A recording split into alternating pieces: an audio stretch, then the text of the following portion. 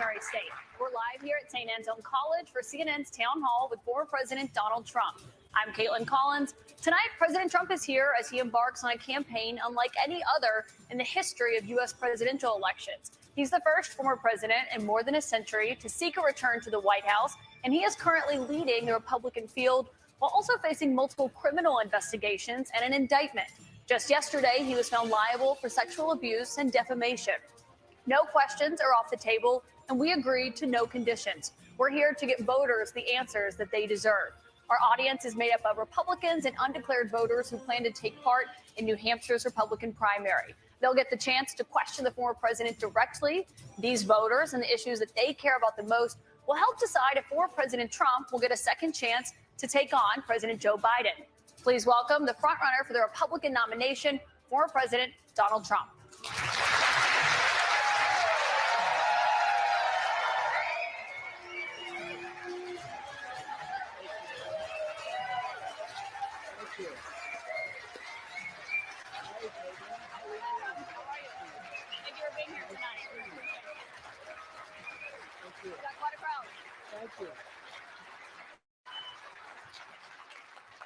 President Trump, thank you for your time here tonight. We got a great crowd here in New Hampshire, a lot of voters with a lot of questions about what your 2024 term would look like, what another Trump term would look like. We'll get to the voters shortly, but your poll showed that you were dominating the Republican race right now, but you were also under active federal investigation for trying to overturn the 2020 election results. Your first term ended with a deadly riot at the Capitol, and you still have not publicly acknowledged the 2020 election results.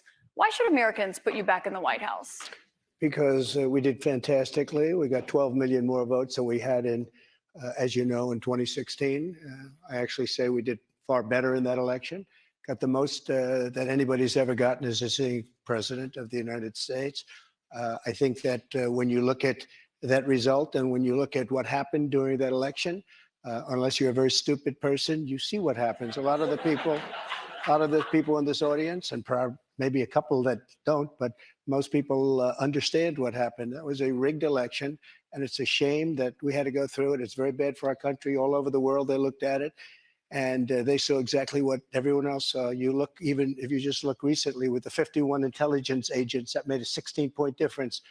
If you look at the FBI, if you look at the FBI and Twitter, they call it Twitter files, made a big difference. If you look at Mr. President, back to what you just said there, though, it was not a rigged election. It was not a stolen election. You and your supporters lost more than 60 court cases on the election. It's been nearly 2.5 years.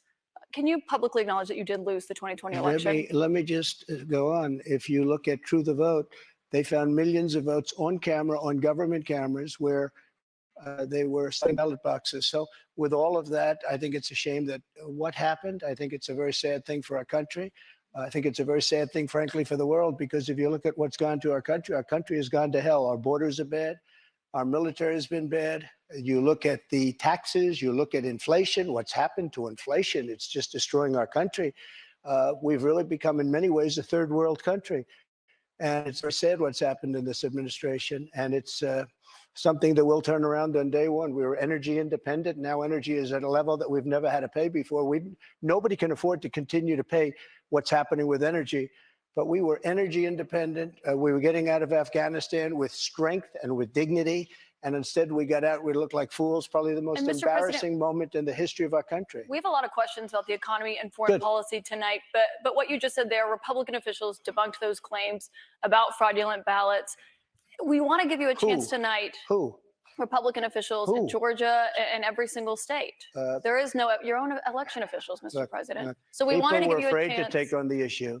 But we have a big problem in this country. We wanted to give you a chance to acknowledge the results. We have elections that were horrible. If you look at what happened in Pennsylvania, Philadelphia, if you look at what happened in Detroit, Michigan, if you look at what happened in Atlanta, millions of votes. And all you have to do is take a look at government cameras. You'll see them. People going to 28 different voting booths to vote, to put in 7 ballots apiece. But Mr. President, I have to stop you there because there is no evidence of that. Your own election officials testified to that and have said that Republicans in these states did this. In Georgia, there were multiple recounts, including a hand recount. We have questions about the claims that you're making tonight from voters on this topic.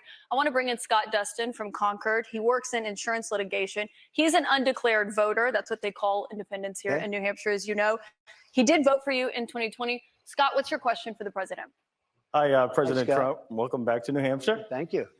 Will you suspend polarizing talk of election fraud during your run for president? Will I suspend, excuse me, what? Will you suspend polarizing talk of election fraud during your run for president? Yeah, unless I see election fraud. If I see election fraud, I think I have an obligation to say it. And you know what we went through a short while ago has really put our country in a big problem. I hope to do that. I hope we're going to have very honest elections.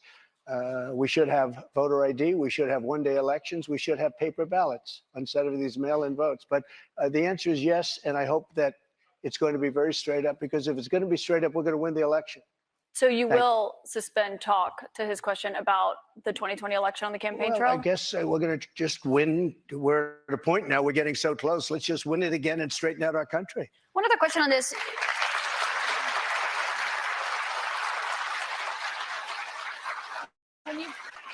When you've talked about the 2020 election results in the past, you once suggested terminating the Constitution. Do you stand by those comments? No. You were able to do certain things. I'm not talking about terminating the Constitution. I'm talking about cherishing the Constitution. The Constitution says that we're supposed to have legal and well-maintained and well-looked-at elections, and we didn't have that.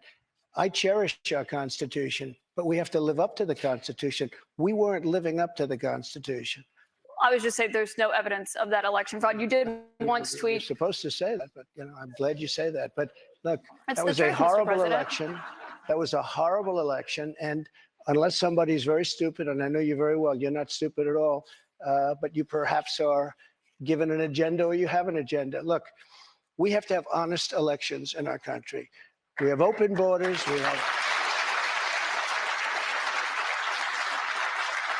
You look at what's happening. I mean, we have elections. We have open borders. Look at what's happening on our southern border. Millions and millions of people are coming here. They're being released from prisons. They're being released from mental institutions. And we have millions of people pouring into our country. And now they're getting rid of Title 42, which I put on, which kept people out that were sick. And Mr. President, we have a lot of questions about immigration to get to tonight. Obviously, that's a big topic, especially given what's expected to happen tomorrow. But I want to talk about the influence you have over your voters. It's very clear that you are very influential over them. You have a lot of impact. I've been to many of your rallies and seen it up close, which raised a lot of questions about the influence that we saw that you had on them on January 6th and your supporters when they attacked the Capitol. Do you have any regrets about your actions on January 6th? Well, you know, January 6th was, again, we go back to it, but January 6th had to do with the fact that hundreds of thousands of people, and you don't see the pictures very often. A lot of the people here probably were there. January 6th, it was the largest crowd I've ever spoken to. That was prior to the walk down to the Capitol building. I don't think, and I've spoken to hundreds of thousands of people. I've never spoken to a crowd as large as this. And that was because they thought the election was rigged. And they were there proud. They were there with love in their heart. That was an unbelievable, and it was a beautiful day. And what I was asked to do, I wasn't involved in it very much. I was asked to come in. Would I make a speech? I made a speech.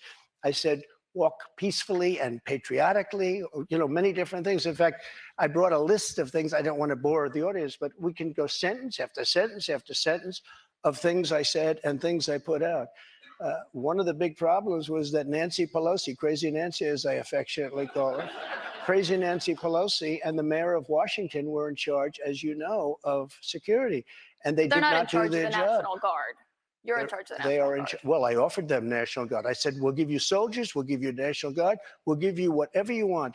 And they turned me down. And in fact, she turned me down. She turned me down in writing. They turned me down. But your acting Defense Secretary, Chris Miller, at the time, he says you never gave a formal order to deploy the National Guard. But when it came to that day, just the opposite. Chris Miller wrote a book, and he's a fantastic guy, and he was ready to go. They turned him down. If you look, the mayor of Washington, D.C., lovely lady, she said, we don't want it. We don't like the look. Nancy Pelosi said, oh, we don't like the look. If they would have had I offered them 10,000 soldiers, I said, it could be 10, it could be more, but I offered them specifically 10,000 soldiers. If they would have taken 500 soldiers, you wouldn't have had the problem. They turned it down. And if you look at the Inspector General report, he says they turned it down. They made a terrible mistake. Well, Chris Miller was your acting defense secretary. He says you never gave that order. But back to what happened on that day. He You said did you not weren't. say that. He has testified that, Mr. He did President. not say that. But you said you weren't very involved that day. You did tell your supporters to come to Washington. You tweeted about it, about Sure, that of speech course. that happened on the rally. Am I allowed to say that? When they went to the Capitol and they were breaking into the Capitol, smashing windows, injuring police officers, why did it take you 3 hours to tell them to go home? I don't believe it did. Oh, let me pull it out. I have to pull it out.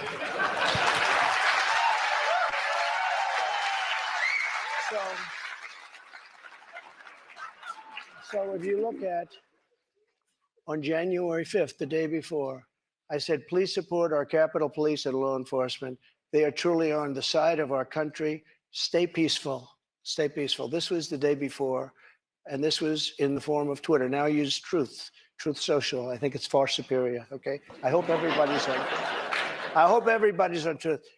If you look January 6th, this is before 2:30. I am asking for everyone at the U.S. Capitol to remain peaceful. This is right after, as it was happening. But what happened is they took it down. I don't know why. I think they took it down because it was so good. They didn't like it being up there. I am asking, and we didn't know until I got it back, because now I have 90 million people waiting for me to go back, but I'm on Truth and I'm staying on Truth.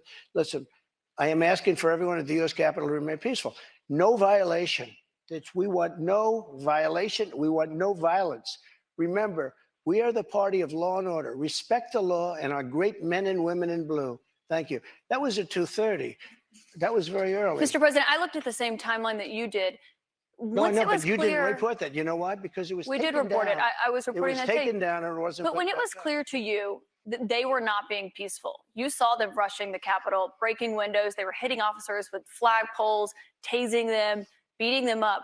When it was clear they weren't being peaceful, why did you wait 3 hours to tell them to leave the Capitol? They listened to you like no one else. You know that. They do. I agree with that. But so why didn't you tell them to go sooner? Nancy Pelosi and the mayor are in charge. I assume they were able to do their job. They weren't.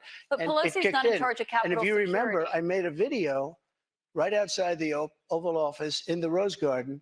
And I'm very proud of that video. I didn't have a script. I don't need scripts like a certain person that's in there right now. What time, the video, it came out much later after they had already attacked the Capitol. It was a great video. And it was a beautiful video. And it said, I mean, I don't want to read it all, but you have to go home now. We have to have peace. We have to have law and order. We have to respect our great people of law and order. We love the people of law and order. We can't play into the hands of these other people. We have to have peace. Please go home. I said that. Referring you know to the what law they did? and order there, They took Mr. that President. down. And you know, to this day, it hasn't been put up. And the reason is it's so good and so conclusive that all of this nonsense and all of the tens of millions of dollars that have been spent are just wiped away with this one. And they've never put it back up. They had another one that they did the same But that thing. video that you referenced there, it wasn't posted until 4:17 p.m. No, I'll tell they you, breached the Capitol at 2 p.m. That video was Mr. President. posted. 4:17 Yeah, p.m. actually a little bit before that. Right. So that's my question. excuse Because me. in that 3 hours, over 140 it was officers posted were after the injured. first one I just read, though, and that was at 2 o'clock. But I think the reason the timeline is so critical here, because going back to your influence, in Here's that another 3 one I hours, posted. over 140 officers were injured that day. And a person named Ashley Babbitt was killed.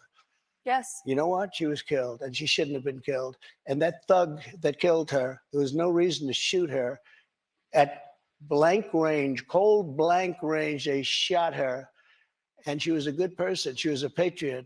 One There was person no who reason. There was no reason. And he went on television to brag about the fact that he killed her. The officer was not bragging about the fact that he killed her. But bragging. one person who was at the Capitol that day, as you know, was your vice president, Mike Pence, who says that you endangered his life on that day. I don't think he was in any danger. Mr. President, do you feel that you owe him an apology? No, because he did something wrong. He should have put the votes back to the state legislatures, and I think we would have had a different outcome. I really do. But he doesn't have the authority to do that, as you know. What? the vice president does not have the authority to reject Are you ready? Let's those have this one out results. just now because it's interesting. Let's keep it interesting, right? I like Mike Pence very much. He's a very fine man. He's a very nice man. He made a mistake. His lawyer said, you cannot move. I called him the human conveyor belt. I said, even if the votes, I talked to his lawyer, even if the votes are absolutely fraudulent, he can't say, yes, sir, he can't say that. And the Democrats played it and the rhinos played it. And then the election was over. They told him he couldn't do it. And Mike said to me, I can't do it. The lawyers told me he can't do it. They can't do it. But the lawyers were wrong because right after the election, they all met, the rhinos and the Democrats, and they worked out a plan to make sure that future vice presidents don't do what I said you could do. That's not what happened. You're referring to the Electoral Count Act. I've read that. There is no authority. No, legal experts, including Republican legal experts, say that he does not have that authority, Mr. Caitlin, President. But I want to why move did on. they change the law then, saying that you can't do it? They didn't change the law. They strengthened the law because they were worried about presidents exploiting. They strengthened it, meaning you could do it. Thank you. That's not what it means. Thank you. They strengthened the law because Mike had the right to do it. They convinced him he didn't, and it was a horrible thing for our country. If you would have sent those votes back to Georgia, Pennsylvania, and other states, Wisconsin, which if you look at Wisconsin, they virtually admitted now that the election was rigged. If you would have sent those votes back to many of those states, they would not come back in the affirmative. And remember what I said, and you just said it pretty much, you admitted what I said was right. They said he didn't have the right to do it. And he did have the right to do it. And that's why they changed the law, taking that right away.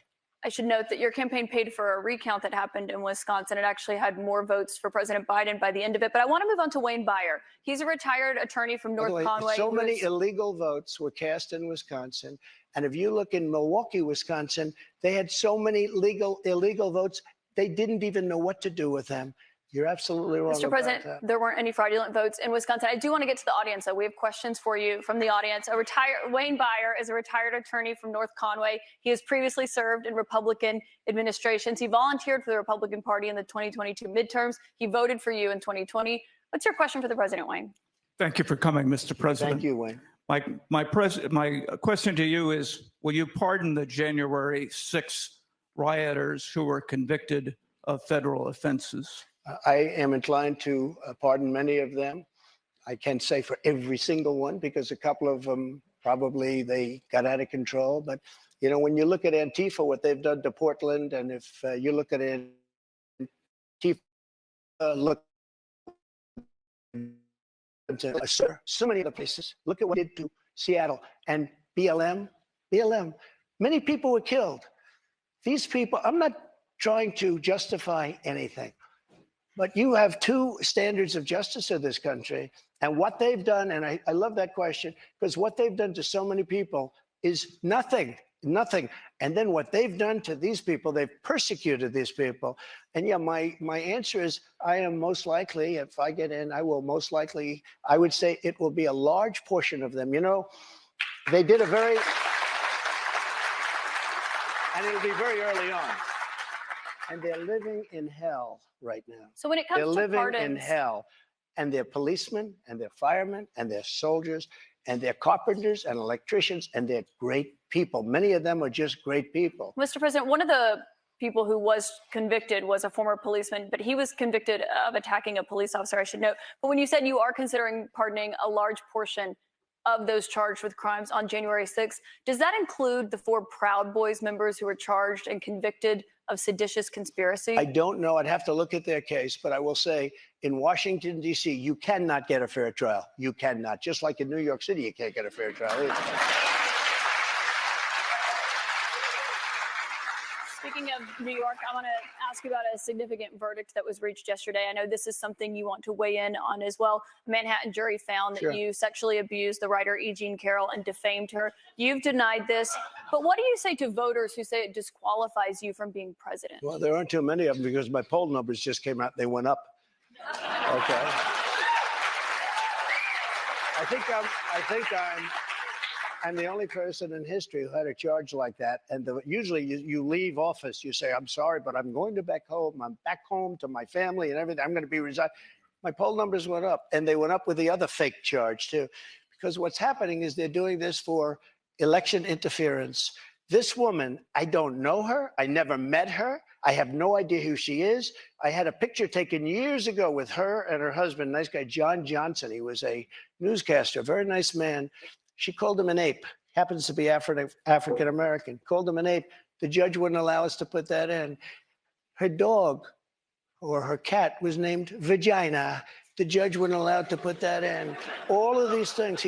But with her, they can put in anything. Access Hollywood. This was a jury of 9 people who found you liable of sexual abuse. Do you think that will deter women from voting for you? No, I don't think so, because I think the whole thing, just so you understand, ready? I never met this woman. I never saw this woman. This woman said, I met her at the front door of Bergdorf Goodman, which I rarely go into other than for a couple of charities. I met her in the front door. She was about 60 years old. This is like 22, 23 years ago. I met her in the front door of Bergdorf Goodman. I was immediately attracted to her, and she was immediately attracted to me. And we had this great chemistry. We're walking into a crowded department store. We had this great chemistry, and a few minutes later, we end up in a room, a dressing room of Bergdorf Goodman, right near the cash register.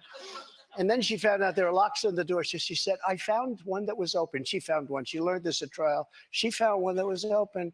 What kind of a woman meets somebody and brings them up, and within minutes, you're playing hanky-panky in a dressing room, okay? I don't know if she was married then or not. John Johnson, I feel sorry for you, John Johnson. Mr. President, can I No, but add to this? think of it. Think of it. I know you're recounting what she said, but Mr. President. But let me just, if I could, because you asked the question. This was a just so you jury, understand, though. if I was walking in at the because I was very famous then, and I owned the Plaza Hotel right next door, and I owned buildings around it, I'm not going into a dressing room of a crowded department store. Then I say, if she was being raped, and by the way, they said she wasn't raped. Okay, that was her charge. It wasn't. They found that you sexually abused her. What? Say what? They did. They said he didn't rape her. And They did I not didn't say do that you anything else either. You know what? Because I have no idea who the hell she is. But Mr. I President, don't know who this woman can I is. ask you, given your recounting I your don't know version? who, and I tell you this. But Mr. Are President, you ready? can I and I swear ask on you my because children, which I'd never do.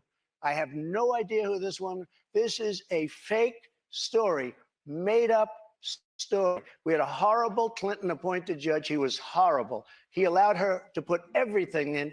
He allowed us to put nothing in. Mr. President, this is a you're fake recounting your version story. of events here right now to the audience. You referenced the trial. You did not go to the trial and actually That's right. testify. Do you wish that you had No, testified? it wouldn't have made a difference. This was a rigged deal. This was my lawyer said, sir, you don't have to do it. I actually said, I think I should. It would be respectful. They said, sir, don't do it. This is a fake story, and you don't want to give it credibility. That's why I didn't go. One thing you did do in this. And I swear, and I've never done that, and I swear to, I have no idea who the hell, she's a Mr. whack President, job. you did not testify in person in this trial. There was a tape deposition of you from October in it. You defended the comments that you made on that Access Hollywood tape about being able to grab women how you want. Do you stand by those comments? I said, if you're famous and rich or whatever I said, but I said, if you're a star, you are, and I said, women let you. I didn't say you grab. I said, women let. You know, you didn't use that word. But if you look, women let you. Now, they said, will you take that back? I said, look, for 1,000,000 years, this is the way it's been. I want to be honest. This is the way it's been. I can take it back if you'd like to. But if you're a famous person, if you're a star, and I'm not referring to myself, I'm saying people that are famous, people that are You were asked stars, in the deposition, people do you that are consider rich, yourself to be a star? people And you that are said yes. powerful, they tend to do pretty well in a lot of different ways, okay?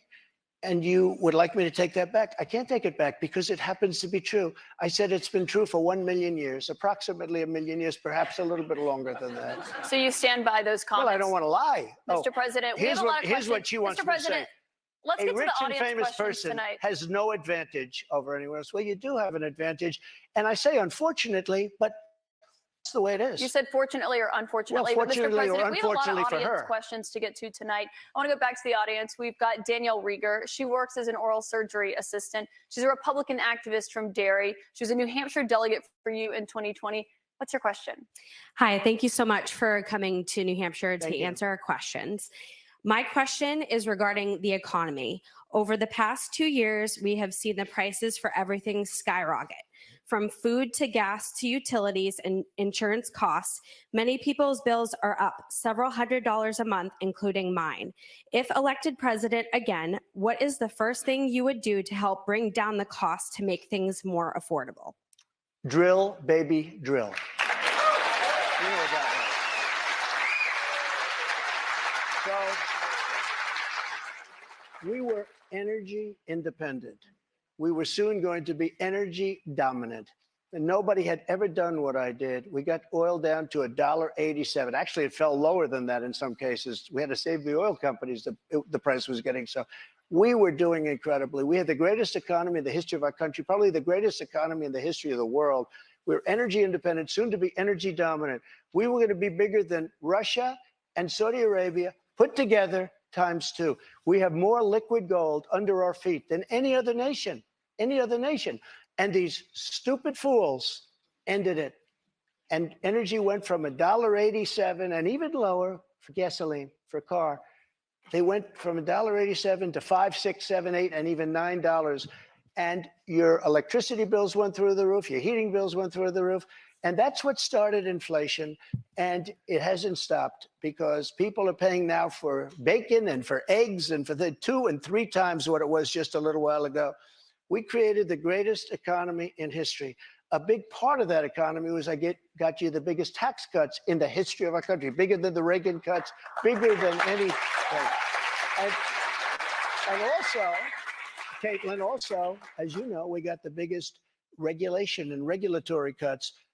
This place was rocking. And then we were given a gift from China, and China paid a big price. And let me tell you something. I took in hundreds of billions of dollars in taxes from China. But prior to COVID coming in, and then I rebuilt the economy again, a second time. But we had, prior to COVID coming in as from China, from Wuhan, which I said it came from Wuhan. Everybody said, oh, you're wrong about that. You're wrong. It came from Wuhan. I said it right from day one.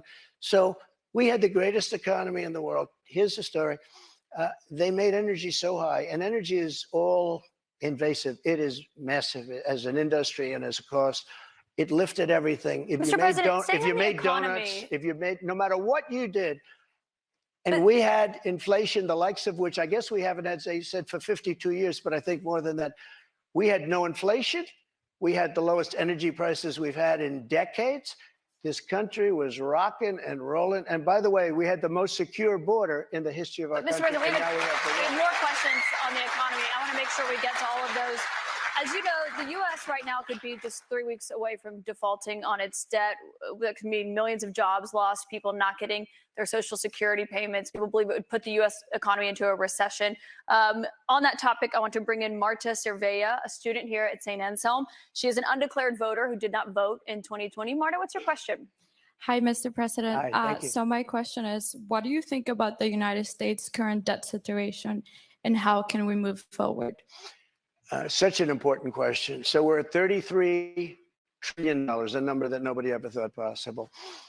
When we had our economy rocking and rolling just prior to COVID coming in, like literally, we were making a fortune. And oil, we were going to make so much money from oil, we were going to start paying off debt. But then with COVID coming in, we had to do other things. We had to keep this country alive because it was so serious. But we have to get the country back. We have to lower energy prices. We have to lower interest rates. Interest rates are through the roof. Energy has to come down. It all has to come down, and we have to start paying off debt. But when we have a debt limit, and they use that very seriously to me. They came in, Schumer came in with Nancy Pelosi, and they were using it. We'll violate it. We'll do whatever. They talked a whole lot different than they do right now. I say to the Republicans out there, congressmen, senators, if they don't give you massive cuts, you're going to have to do a default.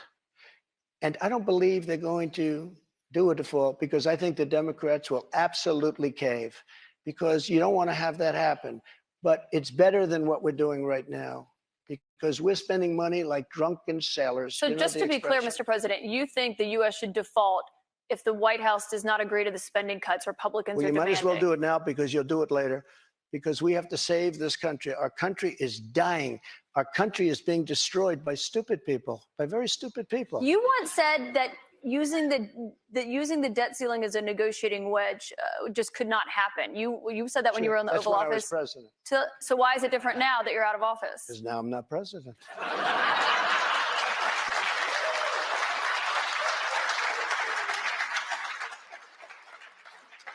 the U.S. defaulting would be massively Well, you don't consequential know. for everyone in this room, for all You don't know. Americans. It's psychological. It's really psychological more than anything else. And it could be very bad. It could be maybe nothing. Maybe you have a bad week or a bad day. But look, you have to cut your costs. We're spending $7 trillion on, much of it on nonsense. $7 trillion on nonsense. We've got And another I actually question from a said, voter tonight. get all of that money that was wasted, and frankly, the Senate should have never approved it. Get all that money that was wasted, and if they don't get rid of that, you'll have to default. Okay? Mr. President, we've got another voter here tonight. And by the way, you're going to default eventually anyway, but it's going to be much messier. I don't think you'll have to default. I think if the Republicans hold strong and they say we want let's say we want $5 trillion off, I really think the Democrats have no choice but to do it. And if I win, they're going to be doing the same thing to me in 2 years. I guarantee you that. Mr. President, we've got another voter here game, tonight. and they did that before. Bobby Petrino has been waiting very patiently. Sure. He's a student at St. Anselm. He's a member of College Republicans. He's an undeclared voter right now. He supported you in 2020. Bobby, what's your question for President Trump? Hi, thank you for coming. This is a bit of a pivot, but with gun violence and mass shootings in the news cycle recently, I'm worried that state governments and the federal government are going to act to repress gun rights. Under your administration, you instructed the Department of Justice and the ATF to ban bump stocks. If elected president again, how would you act not only to defend our Second Amendment rights, but to restore rights that have been taken from us, such as, by example, recently the ATF's ruling on the pistol stabilizing braces? Yeah, as you know, the bump stocks are actually a very unimportant thing. And NRA, I went with them and they said it doesn't mean anything. Or actually, all they do is teach you how to shoot very inaccurately. So we did that. There's been nobody that's protected the Second Amendment, as you know, like I have. I protected it through thick and thin, not easy to do. But we have a very big mental health problem in this country. And again, it's not the gun that pulls the trigger. It's the person that pulls the trigger. And we have to protect our Second Amendment. We have to protect our Second Amendment. Mr. President, you dealt with a lot of mass shootings when you were in office. This year, there have already been more than 200 mass shootings in 2023. If you are reelected, are there any new gun restrictions that you would sign into law? I would do numerous things. For instance, schools, we would harden, very, very much harden. And I'm a very believer. I believe in teachers. I love teachers. I think they're incredible. And they love the children, not quite like the parents, but they love the children in many cases almost as much. Many of these teachers are soldiers, ex-policemen. They're people that really understand weapons. And you don't need 5% of the teachers would be more than you could ever have if you're going to hire security guards. But in addition to that, have security guards. You have to harden your entrances. You have to make schools safe. And you can make other places safe. But it is a big mental health problem in this country more than anything else. And remember, we have 700 million guns, 700 million. Many people, if they don't have a gun, they're not going to be very safe. I mean, if they don't have a gun, it gives them security. Now, you need them for entertainment, you need them for hunting, you need them for a lot of different things. But there are people that if they didn't have the privilege of having a gun in some form, many of them would not be alive today. You know, there's a certain country that had a very strict policy on guns, very, very strict. Which country? And, Brazil, okay? Brazil, very strict. And the former president of Brazil, and the killing was incredible. They were walking into people's homes and killing people. They had no protection. He said, go out and buy guns. People went out and bought guns, and it went way down. The numbers went way down because they had security. If you look at Chicago, Chicago has the single toughest gun policies in the nation. They are so tough you can't breathe. New York, too, and other places also. All of those places are the worst and most dangerous places. So that's not the answer. No new restrictions that you would sign if reelected, Mr. President. I want you to meet Julie Miles, a registered nurse from Merrimack. She's a Republican who voted for you in 2020. Julie, what's your question for the president? Thank you, Mr. President. Thank you. I appreciate you answering this question this evening. How do you plan to appeal to women voters in New Hampshire who are concerned about the Dobbs decision and how states may change their laws? It's such a great question. It was such a great victory, and people are starting to understand it now. You know that they wanted to bring it back to the states, but that was probably the least important part of that victory. Getting rid of Roe v. Wade was an incredible thing for pro-life because it gave pro-life something to negotiate with. Pro-life had absolutely nothing being stuck in Roe v. Wade to negotiate with. And now what's happening, and I see it all over, deals are being made, deals are going to be made. And look, everybody that was president wanted to get rid and tried to get rid of Roe v. Wade. You mean for 50 Republicans? years, Republicans. For 50 years, this has been going on. Actually, a couple of Democrats too. But for 50 years, this has been going on. I was able to do it, and I was very honored to do it. But by doing it, things are happening that are very, very positive. And I happen to believe in the exceptions, the life of the mother, rape, incest, like Ronald Reagan believed in the exceptions. But I happen to believe that. I think it's frankly important to do that. But a lot of people are, against that. A relatively small number. But the way I look, I think it's very important to say this. I consider the other side to be radical, because the other side, under Roe v. Wade and other things, the other side, they're radical because they will. Remember the debate with Hillary Clinton? I said, rip the baby out of the womb at the end of the 9th month. They will kill the baby in the 9th month. If you look at that crazy governor of Virginia, from the former governor, where he said, no, the baby will be born, and then we'll decide essentially whether or not to execute the baby. But Mr. President, can we talk about what you would do if no, but these are the if radical you are people. reelected? It's not the pro-life people that are radical. But if you are reelected and you're back in the Oval Office and you get legislation to your desk, would you sign a federal abortion ban into law? What I'll do is negotiate so that people are happy. But the fact that I was able, I'm so proud of it. We put 3 great justices on the Supreme Court. We have almost 300 federal judges on the Supreme Court. So just to be clear, Mr. President, you would sign a federal abortion ban into law. I said this. I want to do what's right. And we're looking, and we want to do what's right for everybody. But what's right? But now, for the first time, the people that are pro-life have negotiating capability, because you didn't have it before. They could kill the baby in the 9th month or after the baby was born. Now they won't be able to do that. But I think this is a really important question for you to answer, because this is something every Republican, including those who are running against you for the nomination, are being asked about is, would you sign a federal abortion ban into law? And many of them are going to give you the same answer as I am. First of all, I am honored to have done what I did. And a lot of people said in 150 years, he's now the most consequential president because he saved so many lives. And I'm honored to have done it. And because of what I've done, we now have a great negotiating ability. That's what I do in life. I negotiate. We have a great negotiating ability, and I think we're going to be able to get something done. What do you mean negotiating ability? Because the question that Republicans have, and some of your allies on Capitol Hill say that they want to introduce legislation when it comes to banning abortion. If they send it to your desk, would you sign it? Some people are at 6 weeks. Some people are at 3 weeks. Where's President Trump? President Trump is going to make a determination what he thinks is great for the country and what's fair for the country. But the fact that I was able to terminate Roe v. Wade after 50 years of trying, they worked for 50 years. I've never seen anything like it. They worked, and I was so honored to have done it. We are in a very good negotiating position right now, only because of what I was able to do. And remember this, again, you talk about radicalism. People that will kill a baby in the 9th month or the 8th month or the 7th month or after the baby is born, they're the radicals, not the pro-life. I just want to give you one more chance, though, because you did not answer whether or not you'd sign a federal abortion ban or how many weeks into pregnancy you believe abortion should be banned. Yeah, but I've given you the answer probably 4 times already. Which one is it, I'm looking at a solution that's going to work. Very complex issue for the country.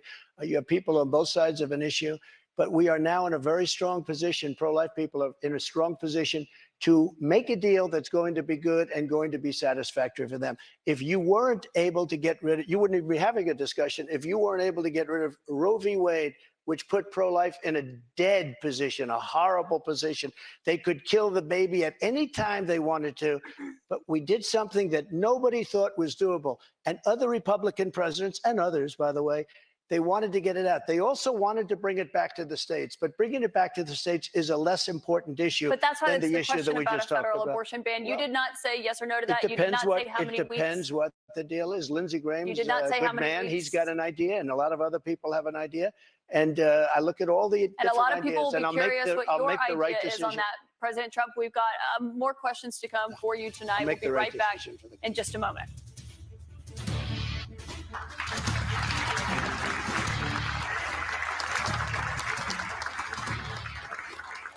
Welcome back to CNN's Republican Presidential Town Hall with former President Donald Trump. President Trump, I'd like you to meet Jennifer Simmons. She is a stay-at-home mom and former town selectman from Wyndham. She's a Republican, and she voted for you in 2020. Jennifer, what's your question tonight? Good evening, Mr. President. Title 42 is expected to expire tomorrow. Our southern border and now our northern border are experiencing record migration. We learned on May 2nd that the Biden administration plans on deploying 1,500 troops to the southern border. Do you agree with deploying troops to the border, and how will a Trump administration slow down the rate of migrants coming across all our borders? Sure. A very fair question, especially since tomorrow is going to be a day of infamy. You're going to have tens of thousands of people pouring into our country. Even the judge, the judge overruled them when they wanted to terminate it early. And he said, that you better extend this thing. The judge in Texas said, I hope you're going to extend this, but this is my policy that they're letting terminate because they lost in court. They wanted to go earlier.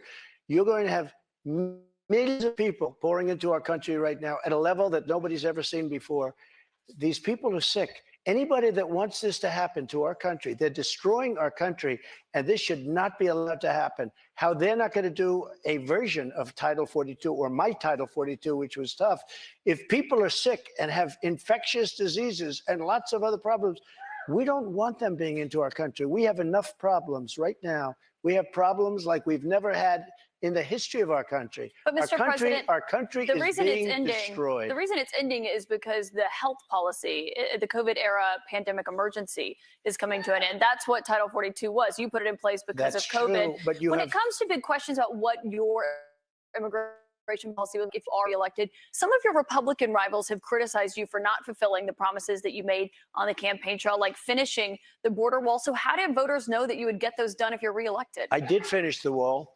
I built a wall. I built hundreds of miles of wall, and I finished it. And then I said, we have to build some more because there are areas like water going through a dam. There are some areas where a lot of people are coming. You close up one and they come into another. And we started another 100 miles of wall. In fact, I said to my people, if we start this and don't finish it, and then we had a rigged election, I'm sorry to say it. The election was not rigged, Mr. President. You can't keep saying that all night long. And so then they took over and they decided not to finish it. It would have taken them 3 weeks. I built hundreds of miles of wall. If we didn't have it, it would be hard to believe it could be any worse. They're just letting people flow into a country. Look, a country has to have borders. There's never been anything like is happening to our country right now. You built about 52 miles of new wall when you were in office, Mr. President. It wasn't the complete wall. One other thing that with no, but I have to respond to that. With your immigration, it was only about 52 miles of new wall. This is what she does. I built hundreds of miles. Some of the wall was up there, and it would be laying on the ground, rusted, rotten steel, rusted, rotten wood, and what the radical left crazy Democrats did, if there's a piece of wood laying down, they consider that a wall. I built 30-foot walls that go down 7 feet into the ground. If there was a little piece of wood sitting in the ground, they said, oh, he's not building a wall. We already had a wall. Because this is the game. They're a party of disinformation. It's not a game, Mr. President. It's about 52 miles of new wall. One other immigration policy you had when you were in office. I built new wall. 52 miles. For hundreds of miles. CBP, Mr. What I did is I replaced other wall that was laying down, that was up and rotting in the ground for 30 years. Some of it was steel that you couldn't even see. Mr. President, it was only about 52 miles of new wall. But moving on, another immigration policy you had was the zero tolerance immigration policy that separated families at the border. If you are reelected, are you ruling out instituting that? Well, when you have that policy, people don't come. If a family hears that they're going to be separated, they love their family. They don't come. So I know it sounds harsh, but if you remember they said I was building prisons for children. It turned out that it was Obama that was building the prisons for the children. But would you re-implement that if you're reelected? Is that what you're saying? We have to save our country, all right? So it sounds like that's a yes. No. When you say to a family that if you come, we're going to break you up, they don't come. And we can't afford to have any more. Look at New York City. Look what's happening. They're living in Central Park in New York City. The city is being swamped. Los Angeles is being swamped. Iowa is being swamped. Our whole country is being destroyed. Millions of people are coming into our country. And you know what the number is going to be, in my opinion, by the end of the year? Not the 4 million that you hear and the 3 million. I think it's going to be 15 million people.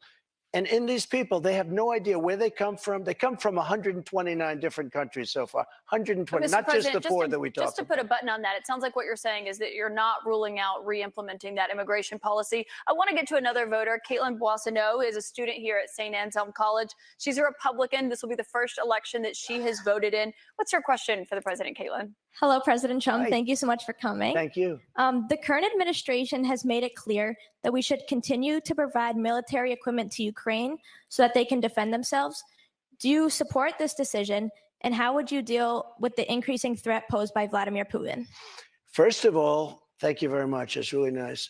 And it's an important question, so important, because we're giving away so much equipment. We don't have ammunition for ourselves right now. We don't have ammunition for ourselves. We're giving away so much. But here's the thing. I have to say it to start off.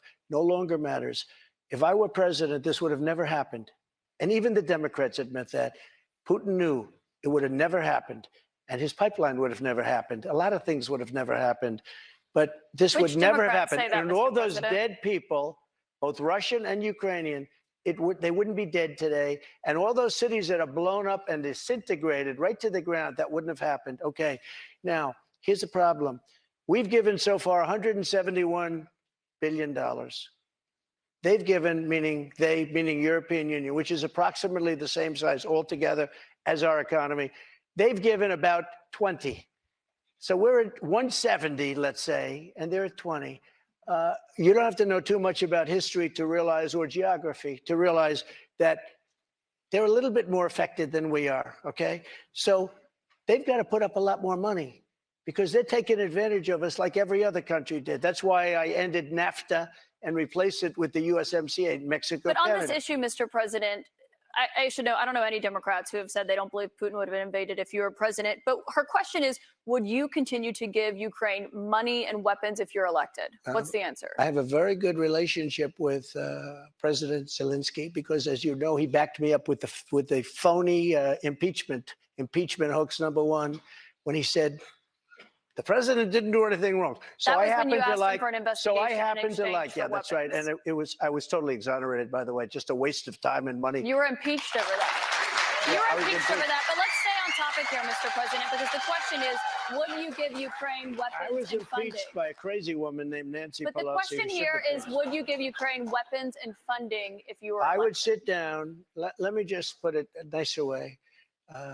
If I'm president, I will have that war settled in one day, 24 hours. How would you settle that war in one day? Because I'll meet with Putin, I'll meet with Zelensky. They both have weaknesses and they both have strengths. And within 24 hours, that war will be settled. It'll be over. It'll be absolutely over. Do you want Ukraine to win this war?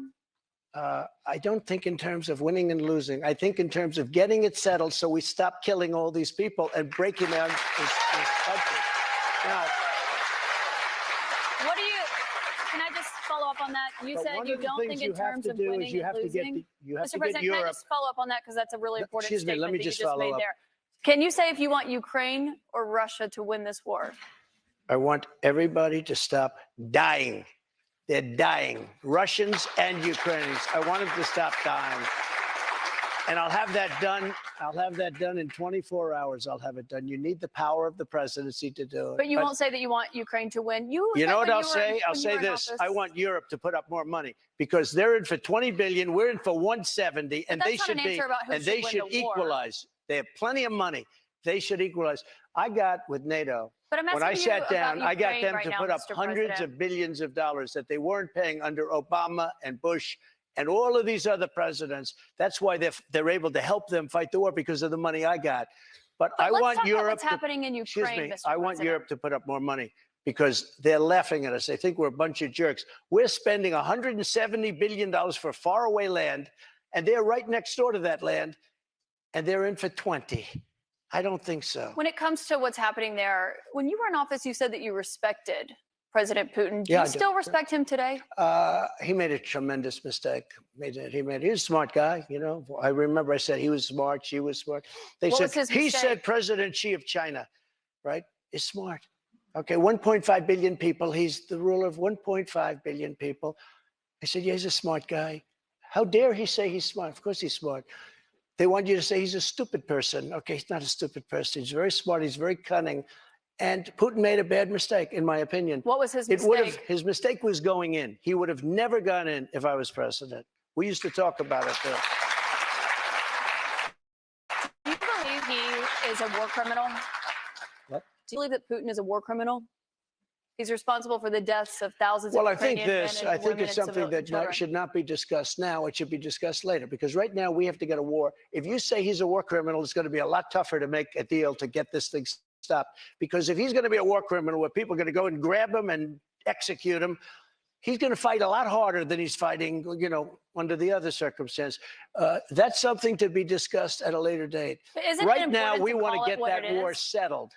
And I'm not talking about the money either. I'm talking about all the lives that are being, the number of people being killed in that war is far greater than you're hearing. When they blow up a city and those buildings come pouring down and then they say 2 people were injured, no. Hundreds and thousands of people are being killed, and we have to get that war settled. We have more with former President Trump. Right after this, we're going to take a quick break, and then we'll be back with questions from voters right after that.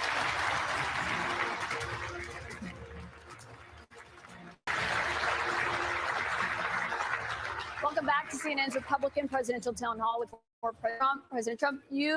We have a lot more voters' questions, I should note, in here in New Hampshire to get to, but I also want to talk about some of the other investigations that you're facing. We talked about others at the top, but one of those is the special counsel's investigation into classified documents that were found at Mar-a-Lago. Why did you take those documents with you when you left the White House? I had every right to under the Presidential Records Act. You have the Presidential Records Act. I was there, and I took what I took, and it gets declassified. Biden, on the other hand, he has 1,850 boxes. He had boxes sent to Chinatown, where they don't speak even English in that Chinatown we're talking about. But I got to stop you right there. Nobody talks about him. They talk about us. Just so you understand, I had every right to do it. I didn't make a secret of it. You know, the boxes were stationed outside of the White House. People were taking pictures of the GSA and the various people. I got to stop you right there, though, because the Presidential Records Act, which is not well known to a lot of people, I read it. It does not say that you can take documents with you. It says actually that they are the property of the federal government. You negotiate, you make a deal. It's not criminal, by the way. The Presidential Records Act is not criminal. And just so you know, it does not say you can negotiate to take the documents with you. Can I tell you? Just so you understand, the Presidential Records Act is not criminal. I took the documents I'm allowed to. You know who else took them? Obama took them. Nixon took them. Obama Reagan did not took take them. documents. Oh, he didn't? The difference here that I'd like to note. Reagan the National took them. Archive says that President Obama Even Jimmy did not Carter, take even Mike documents. Pence had some documents, and he's a You very referenced honorable Pence, guy. you referenced But you know who Biden. took them more than anybody is Joe Biden. He has 1,800 boxes, That's and not nobody accurate, even Mr. knows where President, they and are. you know that. 1,800, and nobody talks about him. Mr. President, And they that's not accurate. put a rough guy on us, and they. In the I think it's meantime, they have important, Mr. nobody. President, to actually set the record straight here. They took documents, including President or Vice President Pence. When they realized they had documents, they turned them back over. The difference is that you waited to turn yours over, and it was a year-and-a-half effort that included a subpoena with those documents. One question about what happened when you had those documents. It included a raid on my house. That's what it included. But They didn't raid. You'd gotten a subpoena, and they had not been turned over yet. They didn't raid Biden's house. You know what happened? They put him in the house. That's the one with the Corvette, where the documents were laying all over the floor. That was fine. And you know who happens to be at Mar-a-Lago? Secret Service, and they're phenomenal. I have Secret Service. He didn't have Secret Service. The other thing, the vice president cannot declassify. He didn't have the right to declassify. He has documents from when he was a senator. And even Democrat senators say, I can't believe it. No, I went by the Presidential Records Act. That's not and what we the were Presidential negotiating Records with Act NARA. says. That's not what it says, And Mr. NARA President. has red flagged a thing called the Constitution of the United States and the Bill of Rights because they consider them Mr. dangerous President, that's not what it documents. says, Those are the people we're dealing with. and I should note that there is a special counsel investigating your document situation, also President Biden's document situation. When it comes to your documents, did you ever show those classified documents to anyone? Not really. I would have the right to. By the way, they were What do you mean, not declassified after. really? Not that I can think of. Let me just tell you, I have the absolute right to do whatever I want with them. I have the right. I was negotiating with NARA. Do you know what NARA is? The National Archives. Extremely left group of people. Extremely left. And I was negotiating with them. All of a sudden, they raided my house. They didn't raid the house of Joe Biden.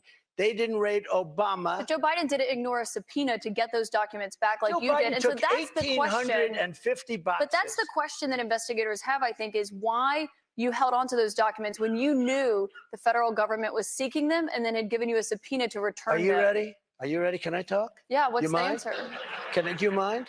I would like for you to answer the question. Okay, it's very simple to answer. That's why I asked it. It's very simple to. You're a nasty person, I'll tell you.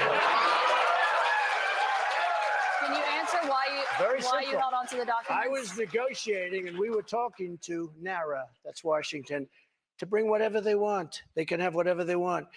When we left Washington, we had the boxes lined up on the sidewalk outside for everybody. People are taking pictures of them. Everybody knew we were taking those boxes. And the GSA, government service, the GSA was the one taking them.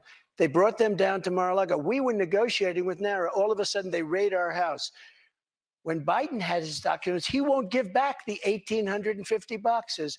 And you're going to find some real gems in there. But it was So Biden you who can't have alerted all them that these he had different the sets of- documents. all The these National different Archives sets of- reached out to you to get your documents back. Why did you not turn them over when you got a subpoena Because we were asking for you to turn negotiating them with over? them. We were negotiating with them as per the Presidential Records Act. We were negotiating with NARA. That's not what Very the nice Presidential people, Records Act says. I've but they seen got to it. love our Constitution a little bit more, and they shouldn't red flag it, by the way. Very nice people. We were negotiating with NARA, and that's what the Presidential Records Act says, because Richard Nixon, surprisingly, had problems, and he had a lot of problems dealing with NARA, and they ended up passing legislation called the Presidential Records Act just for this kind of a thing. We were dealing with them. We were talking. Excuse me. Wait a minute. Wait. We were talking to them. We would have done it, but all of a sudden they raided the house. Now, why hasn't the FBI raided Biden? But I just explained to you why. No. It's because they alerted the government that they had those documents and had them come and get the documents from his house. My question for you, though, when it comes to documents, do you still have any classified documents in your possession? Are you ready? Do you? No, I don't have anything. I have no classified documents. And by the way, they become automatically declassified when I took them. But No, why? you have to declassify Let me them. ask you a question. Why is it that Biden had 9 boxes in Chinatown? And he gets a lot of money from China. Why is that? And There why is no why evidence aren't of that, people? Mr. President. No, you cannot why say aren't that. There people is no bringing that evidence up? of that, Mr. And why don't President. they put this What guy you're Jack referring Smith to and his is an group office that of he of had. thugs? Mr. Why don't President, they put him in charge of that? I need to stop you right there because there's no evidence of what you just said there. What aren't you there that he had after leaving the vice presidency? He had a temporary office. But I want to ask you about another investigation You're so that you're wrong. facing. You don't know the subject. I do know the subject. He had and one I do at know University the of facts, Mr. Pennsylvania, President. but he also had I want to 9 move boxes on to another in investigation Chinatown. that you're facing, which is the one that's She doesn't happening understand in it. Georgia, where they are investigating there your efforts to overturn the election results in the state of Georgia. I did nothing wrong. It was a perfect phone call. Let me finish my question. At the center of that is that call that you had with the Secretary of State, Brad Raffensperger. Yeah, sure. Given the fact that there are indictments expected to come in that case this summer, is that a call you would make again today? Yeah, I called questioning the election. I thought it was a rigged election. I thought it had a lot of problems. I guess he's Secretary of State. I called. Listen to this.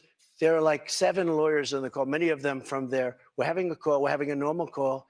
Nobody said, oh, gee, he shouldn't have said that. Why? If this call was bad, I questioned the election. You asked if this him to call find was you bad, votes. I didn't ask him to find anything. Let me We've just tell heard you, the audio if tape, this Mr. call President. was There's bad, an audio of you asking him to I find you said, 11,000 you owe something me votes. votes because the election was rigged. That election was rigged.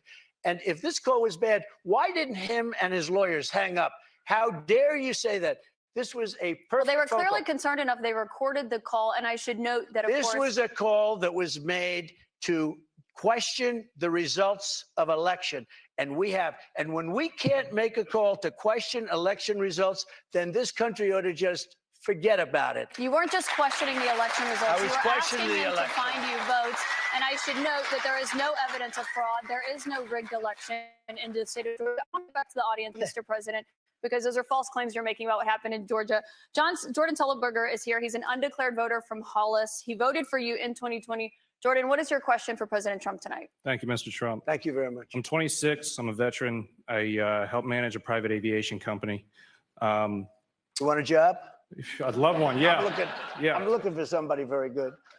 I'm not for mandates or government interference in private business, but I've seen Republicans going after us like DeSantis after Disney. Right. What would you do as president to protect us from government interference? Well, I'm the one that really wants to protect you. All of these fake investigations of me are about election interference.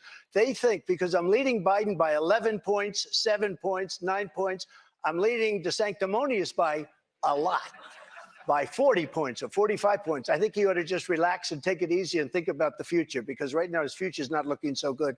I will tell you this. We are really putting it to Biden. But he's putting it to himself because the economy stinks, inflation is horrible, and the border is a disaster. And by the way he got out of Afghanistan was the single most embarrassing moment in the history of our country. Mr. President, I have one more question for you here tonight, and I think while we're in front of the voters here in New Hampshire, this is a fundamental question for you. You are running in the 2024 race. If you are the Republican nominee and you are in that 2024 race, will you commit tonight to accepting the results of the 2024 election? Yeah, if I think it's an honest election, absolutely, I would. Will you commit to accepting the results of the election regardless of the outcome? You want me to answer it again? If I think it's an honest election, I would be honored to. And right now, we are so far ahead of both Democrat and Republican. And you know what? If I don't win, this country is going to be in big trouble. It's so sad to see what's happening. But no commitment there on the accepting the results regardless of the outcome. If it's an honest election, correct. I will. Okay, so not committing to accepting the 2024 election results or acknowledging what happened in 2020. President Trump, I want to thank you for coming here tonight. This is an important conversation with voters to hear and to have. Thank you to our audience and to our host, St. Anselm College. CNN's coverage continues with Andrew Cooper and Jake Tapper. Thank you. Thank you very much.